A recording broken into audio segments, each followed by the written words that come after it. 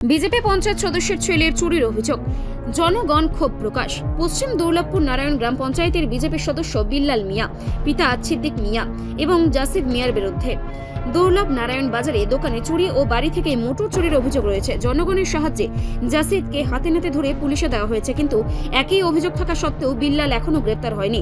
এতে আইনের দ্বিমুখী প্রয়োগের অভিযোগ উঠছে। সাধারণ মানুষকে তাৎক্ষণিক গ্রেপ্তার, কিন্তু ক্ষমতাসীন দলের নেতা আর ছেলেকে ছাড়। জনগণ এই অবিচার মেনে নিতে পারছেন না। কালকে বলতে আমি মেলা থেকে বাড়িতে গেছিলাম, মেলা থেকে বাড়িতে যাওয়ার পরে তারপরে খাওয়া দাওয়া করে রাত্রে একটা 20 বাজবো। খাওয়ার পরে তারপর একটু রেস্ট নিলাম, রেস্টের পরে তারপরে দেখতেছি আমি একটা গাড়ি গেছিল ফার্নিচারের এদিকে যাওয়ার পরে তারপর আমি আবার বললাম, বলার পরে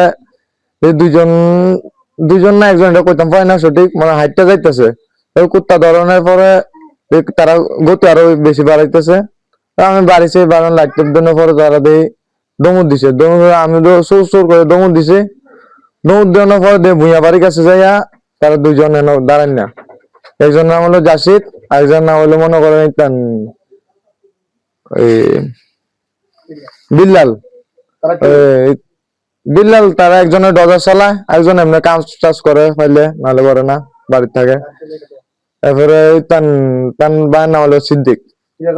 সিদ্দিক মেম্বার, বিজেপি মেম্বার না? হ্যাঁ।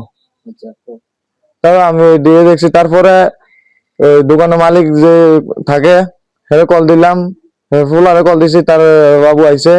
এবার যে অরিজিনাল মালিক দোকানের হেও আইছে। হ্যাঁ, রাত্রে আওয়ার পরে তার ব্যাগ ট্যাগ দিয়ে দিলাম। ব্যাগ দেওয়ার পর আমি এরপরে বাড়িতে গেছি। সকালবেলা পুলিশ টুলিশ আইছে, পুলিশ টুলিশ আইয়া তারপরে নাম টাম কইয়া গেছে।